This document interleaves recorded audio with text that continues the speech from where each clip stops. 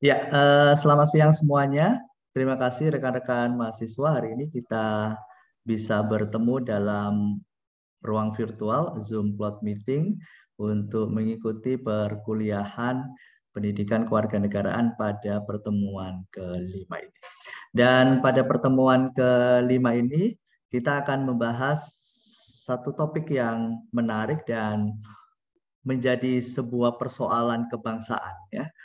Mengapa saya katakan jadi persoalan kebangsaan? Karena isu ini menjadi isu yang sangat seksis, yang sangat sentral, dan ini akan sangat berpengaruh terhadap bagaimana nasib bangsa ke depan. Terutama bagaimana kemudian ketika kita menjadi warga negara, ya, mampu melihat realitas ini secara komprehensif, sehingga ada banyak sekali pelajaran yang bisa kita ambil dari fenomena ini. Dan inilah yang kemudian menjadi sangat penting untuk kita pelajari dan tentunya kita melihat nilai-nilainya agar tidak melakukan hal ini. Apa yang kemudian kita sebut dengan korupsi. Oke. Sudah terlihat, saudara? Ya, Pak. Oke. Nah, Ada beberapa hal yang akan kita bahas ya terkait dengan materi tentang anti korupsi. Sebelum saya masuk lebih dalam tentang anti korupsi, ya monggo ada yang bisa menyampaikan apa sih sebenarnya yang saudara pahami tentang korupsi itu. Silakan, siapa yang mau menyampaikan terlebih dahulu? Silakan Freski, siapa yang resen, Freski, Egar. Monggo Freski dulu. baik, terima kasih atas waktunya. Di sini saya akan menyampaikan definisi korupsi menurut saya. Jadi, korupsi itu adalah sebuah tindakan di mana tindakan tersebut itu dilakukan perseorangan atau kelompok dengan tujuan untuk memperkaya diri sendiri. Dan biasanya orang yang melakukan ini adalah orang umumnya pejabat atau orang yang terpandang. Dan hal ini tentu berlawanan jenis dengan tujuan atau kepercayaan masyarakat seperti itu, Pak. Jadi korupsi ini merupakan tindakan yang tercela dan bisa merugikan suatu negara serta masyarakatnya. Baik, kalau Egar bagaimana perspektifmu? Kalau menurut saya korupsi itu Pak, pengambilan sesuatu materi baik berupa harta maupun kekayaan yang dimana itu bukan haknya. Jadi ya seperti apa yang disampaikan sama Freski tadi, biasanya yang pelaku-pelaku yang melakukan ini itu para pejabat dan orang-orang yang memegang kekuasaan. Tapi tidak selamanya sih Bapak. Cuma yang paling banyak disorot media itu ya banyak pejabat. Jadi seperti itu Bapak. Oke, baik. Terima kasih Mas Reski, Mas Egar. Jadi kalian berdua sepakat, bahkan mungkin teman-teman yang lain juga sepakat ya, bahwa kegiatan atau perbuatan korupsi ini adalah perbuatan yang tercela. Jelas ya?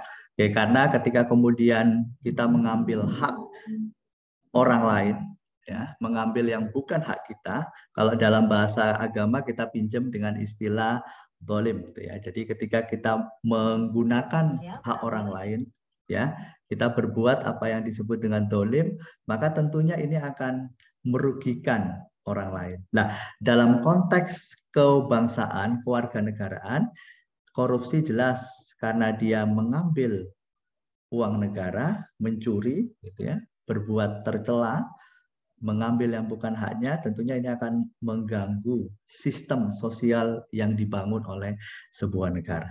Oke, dari definisi tadi, ya ada beberapa, kalau kita melihat dari terminologi ya, korupsi dalam bahasa Latin yang disebut dengan corruptio atau corruptus, ya, atau dari kata corrompere, ya, kalau dalam bahasa Prancis corrompere, atau dalam bahasa Inggris corruption and corrupt, atau Prancisnya harusnya ini corruption ya. Kalau ini bacanya corruption dan corrupte, jadi corrupte dalam bahasa Belanda. Nah, artinya adalah sebuah perbuatan kebusukan, keburukan, kebejatan, ketidakjujuran, dapat disuap, tidak bermoral, penyimpangan dari kesucian. Ini kalau secara terminologi ya, kita menggunakan beberapa terminologi untuk menggambarkan apa sih korupsi. Jadi kalau tadi disampaikan oleh rekan Eka dan Freski bahwa ini adalah perbuatan yang memperkaya diri sendiri dengan cara mengambil hak orang lain, maka tentunya ini sebagai sebuah tindakan ketidakjujuran, menodai kesucian, keburukan, dan lain sebagainya.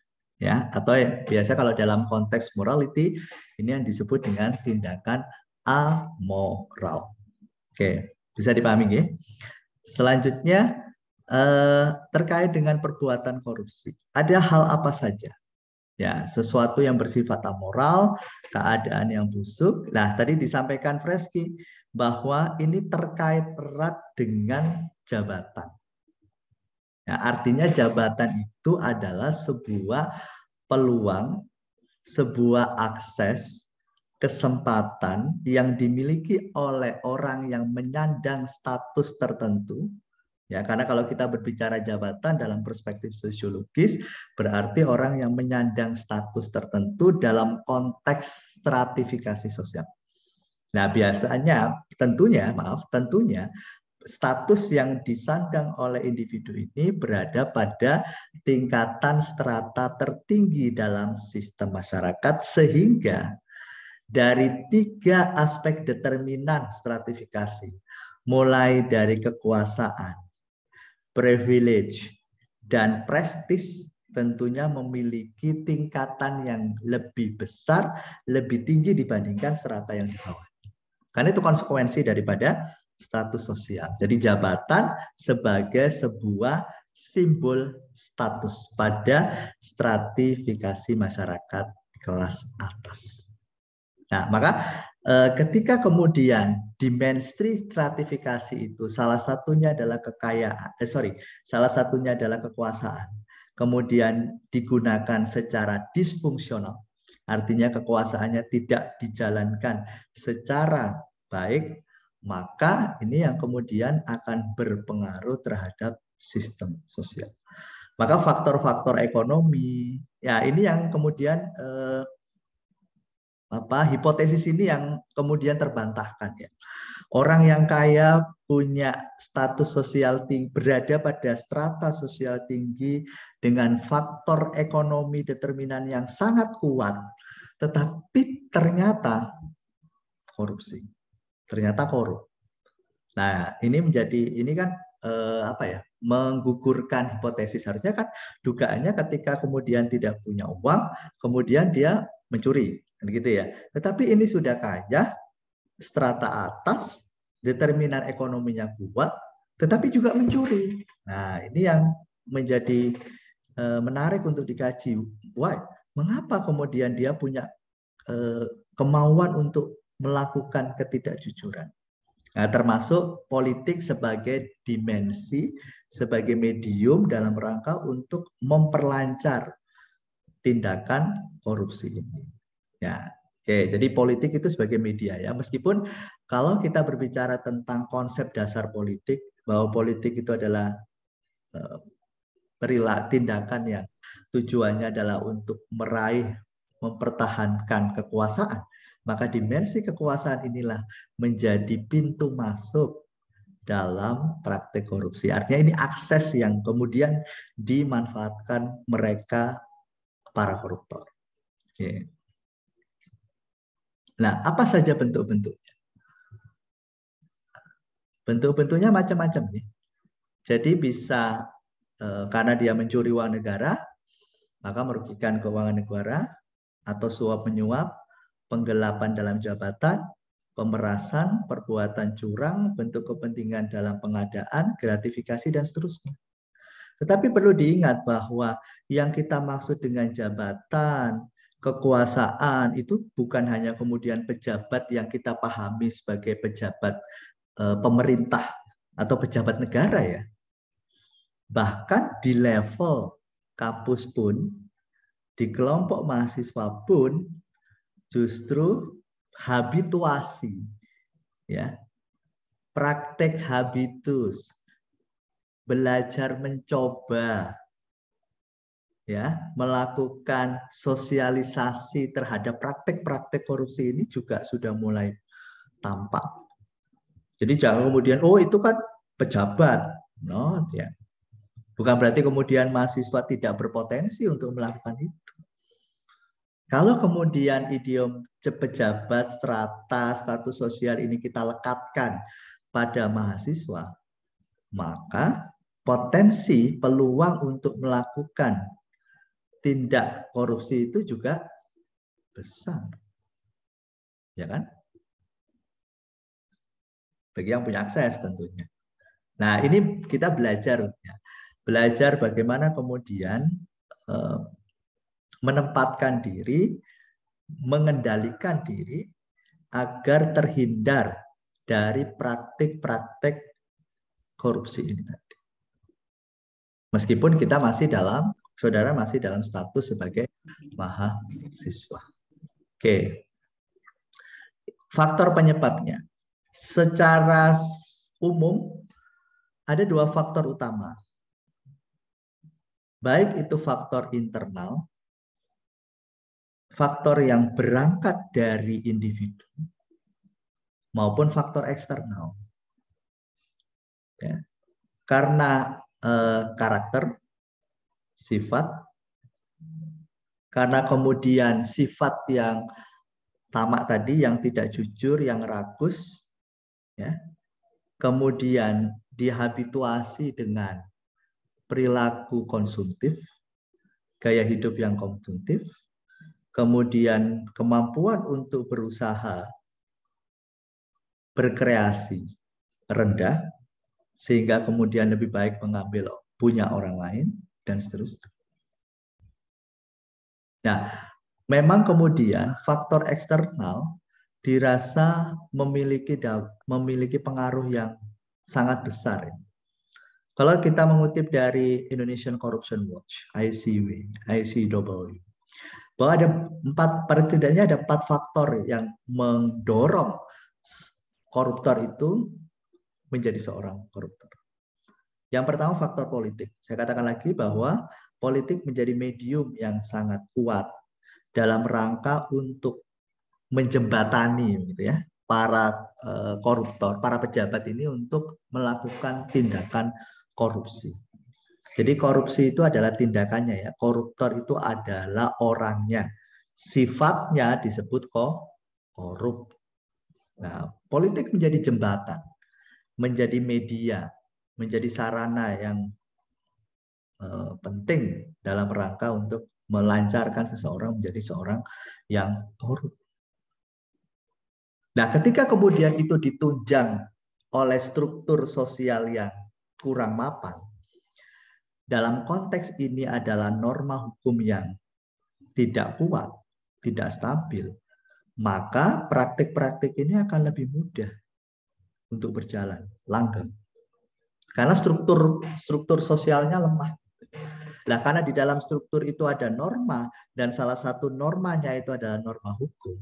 Ketika kemudian norma hukum itu disfungsional, maka yang terjadi ya deviasi, pelanggaran. Ya, bukankah social deviation itu terjadi karena lemahnya dimensi norma dan nilai. Ketika itu kemudian tidak disfungsi. Selain juga faktor yang ketiga adalah faktor ekonomi dan birokrasi. Nah, birokrasi ini kan menjadi aksen ya. Ketika kemudian tatanan birokrasi ini tidak kuat, ditunjang dengan sistem hukum dan politik yang lemah, maka praktik-praktik korupsi ini akan semakin kuat gitu. Ada yang disebut dengan yang keempat faktor transnasional. Kalau transnasional berarti ini kaitannya dengan kelompok luar ya, outgroup ya. Kalau dalam konteks ini outgroup itu adalah negara lain, ya, asing, ya, ya istilahnya asing atau asing ya. Baik, itu faktor-faktor yang mengaruh. Nah, apa dampaknya? Ya, dampak ekonomi. Coba saudara bisa berikan contoh. ketika kemudian ada praktek korupsi, kemudian berdampak secara masif, salah satunya adalah ekonomi. Nah, 1 sampai 7 ini kira-kira monggo. Apa contohnya? Maulana silakan. Kalau dampak ekonomi apa? Maulana. Maulana? Kalau iya Yang Pak. saya bisa on cam? Oh iya Pak, bisa. Silakan Maulana. Izin menyampaikan pendapat. Mungkin ini sih Pak. Kalau dari dampak ekonomi yang ditimbulkan dari korupsi itu menurut saya, anggap saja pemerintah sudah secara ini ya Bang, udah ngeplan gitu, apa mau kemana kita arahnya, mau planning ekonominya dibuat apa gitu. Tapi ada beberapa oknum yang menyelewengkan dana dan dikorupsi. Jadi menimbulkan efek yang masif pada plan yang dibuat oleh pemerintah tadi itu Pak. Seperti itu. Mungkin anggap saja seperti perencanaan EKTP Pak, itu kan juga pernah dikorupsi ya Pak ya oleh Bapak Setia dulu ya Pak ya. Jadi itu kan juga menimbulkan ekonomi ke kekacauan yang masif di ekonomi di desa pada saat itu. Itu sih Pak. Oke, baik. Terima kasih Maulana.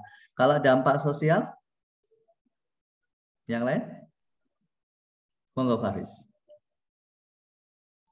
Iya baik Bapak. Kalau dampak sosial dan kemiskinan ini seperti itu Bapak. Sebelumnya kan pemerintah memberikan bantuan itu tidak langsung Bapak. Kalau sekarang kan sudah dalam berbentuk BLT dan itu setiap warga kan sudah mempunyai kartu ATM sendiri-sendiri Bapak. Artinya kan dari pemerintah langsung itu. Nah, korupsi yang terjadi sebelum itu Bapak, karena uangnya dititipkan ke melalui pemerintah desa. Jadi itu seringkali pemerintah desa itu mengambil beberapa bagian untuk dirinya seperti itu, Bapak.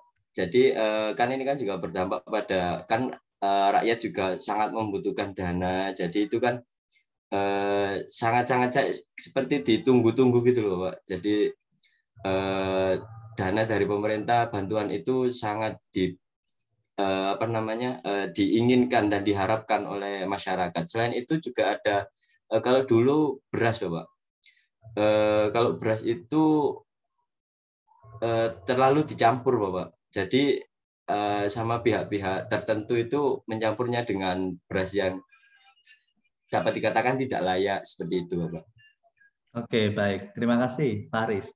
Satu lagi, dampak birokrasi. Monggo yang lain.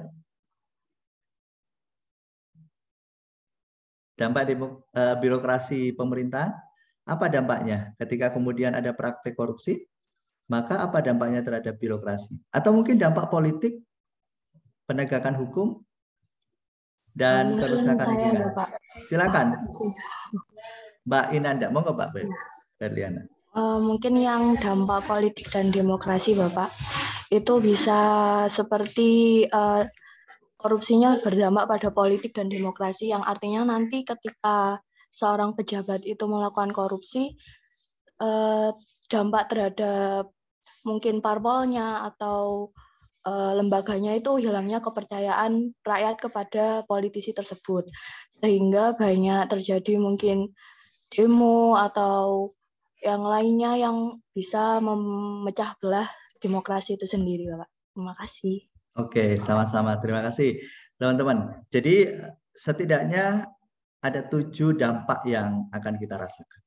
Intinya bahwa ketika kita belajar struktur sosial itu, dimensi ekonomi, sosial, birokrasi, politik, hukum, hankam, lingkungan adalah bentuk subsistem atau substruktur. Ya, dalam konteks struktural fungsional, bahwa subsistem atau substruktur memiliki fungsi masing-masing. Dan interaksi di antara subsistem atau substruktur inilah yang kemudian mampu membangun struktur atau sistem secara komprehensif, secara keseluruhan. Ya, nah interaksinya adalah interaksi atau hubungan yang bersifat fungsional. Artinya, ketika kemudian terjadi praktek korupsi, maka secara ekonomi kebutuhan atau keuangan negara berkurang. Sehingga kemampuan negara untuk menyokong ekonomi warga negara menjadi berkurang kan gitu. Sehingga warga negara yang harusnya dibantu tidak bisa dibantu. Kondisi kemiskinan semakin parah. Nah, karena birokrasinya yang mengatur kemudian keuangan negara itu bobrok, korup, maka birokrasinya nggak jalan, disfungsi. Bagaimana kemudian membangun demokrasi yang solid? Bagaimana menciptakan civil society yang bagus kalau iklim politik dan demokrasinya nggak jalan? Karena birokrasinya amburadul. Ditambah lagi norma hukumnya juga nggak tegas. Tidak mampu dipakai, digunakan secara konsekuen. Sehingga secara keamanan kita juga, wah, kalau sudah kemiskinan kan, orang kemudian lapar, maka gerakan sosial yang terjadi. Sehingga lingkungan kita, baik itu lingkungan fisik, terutama lingkungan sosial dan budaya, menjadi rusak. Gitu ya. Jadi ini adalah bagian daripada sistem sosial.